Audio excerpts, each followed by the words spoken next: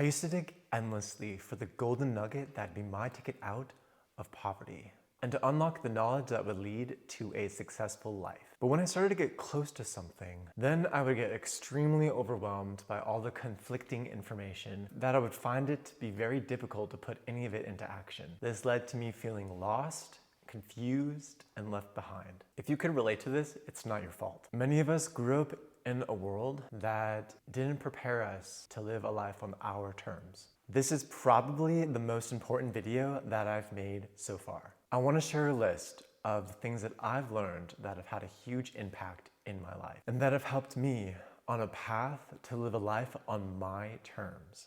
I wish I had this when I was younger. Number 1, realize your unfair advantages. Some of mine are that I'm from the US, that I come from a large family, a lower middle class family, and that I moved a lot while growing up. Everyone has a range of unfair advantages, and it's important to recognize them. Moving a lot in high school allowed me to surround myself with a more diverse group of people and appreciate the differences and the similarities between different types of people. If I didn't recognize this as an unfair advantage, it could definitely be used against me. I could say that moving has limited my opportunities and made it difficult to make lasting friends. Or instead, I can recognize this as an advantage. I can change the story to one that is more about exploration and adaptability instead of keeping it as an excuse. Number 2, public speaking. So I'll let you guys be the judge of how I'm doing with presenting this information. Now, I'm pretty new to YouTube, although I would love to get some feedback from you guys in the comments about how I'm doing and if there's anything that you can think of for me to improve. Number 3, community building.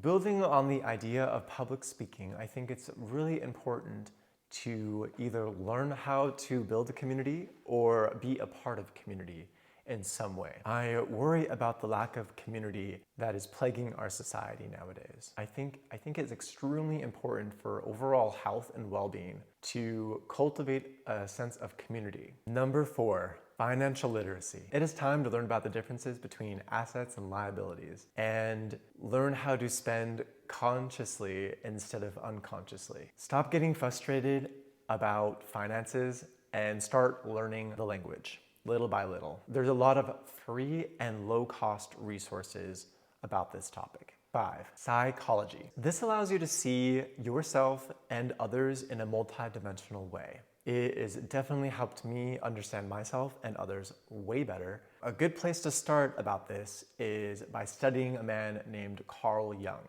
This has definitely helped me gain a better and deeper understanding of myself and others.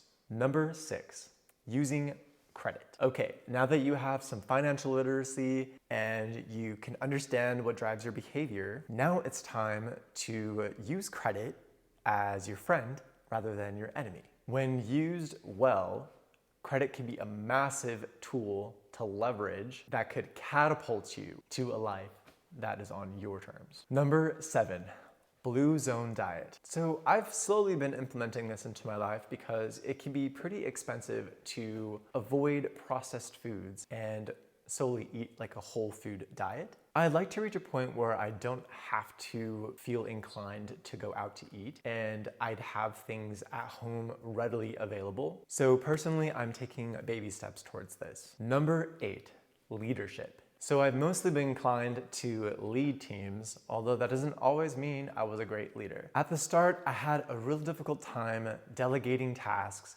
earning the respect of my team, and motivating them to follow through on tasks. It's hard to get very far when you don't have a team backing you.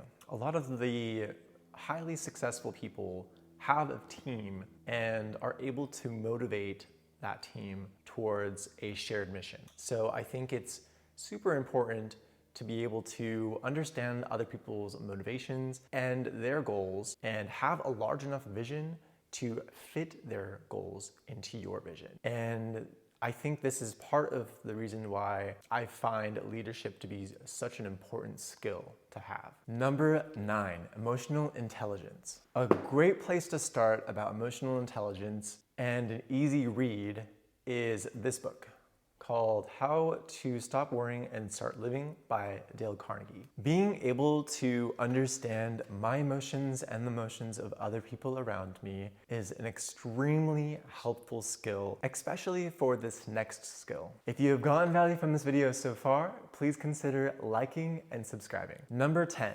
persuasion. Now, I use the word persuasion because it goes beyond sales skills. Sales is usually a one-off event that is transactional in nature, whereas I see persuasion is more of an ongoing relationship where both people benefit from association. Number 11, the art of decision making. I almost put project management as this skill, but then I realized when you boil it down, it comes down to decision making. I used to spend over 30 minutes at a restaurant looking over the menu to decide what to eat. Now I can make a split-second decision and save a lot of time in the process.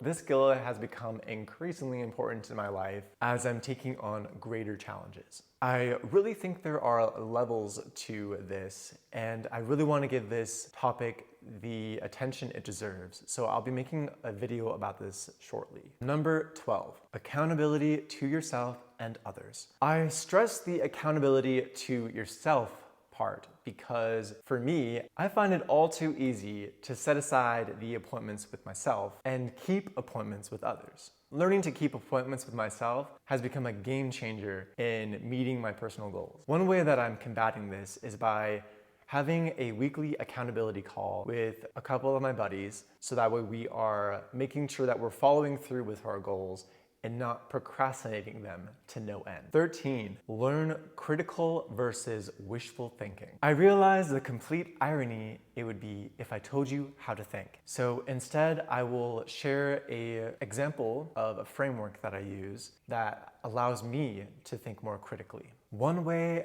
I like to do this is by questioning everything. While I was studying other YouTubers, I questioned why one thumbnail worked better than another, why one person got more attention or more views or more subscribers than someone else, and really kind of dig deeper into the reasons behind something. To keep this video at a reasonable length, I would like to reference my very first video. It's a prime example about wishful thinking and could help you determine the difference between the two. Number 14, learn that everything is figure-outable. In other words, problem-solving skill. It's helped me to change the way I look at problems. To me, problems have become more of a challenge to overcome rather than a reason to give up. 15, define your values. A long time ago, someone asked me, what are your values? And I was taken back. After all these books that I've read, these self-help videos that I watched, I did not know how to answer. And this could mean that either I was put on the spot or I just wasn't firm enough on what my values were. If you've watched my other videos, I hope you can get a good sense of how I live out my values. Without establishing values, there's no foundation for which you can live a life on your terms. And it's also very unlikely that you'll end up having no values at all. Instead, you might just start accumulating the values of those around you. This could lead you to a direction in your life that you didn't even want in the first place. Each one of these items could really be their own video, and I'd like to go more in depth for each and every one. Please let me know in the comments which one of these topics you would like for me to cover more in depth in a future video, and I will see you in the next one.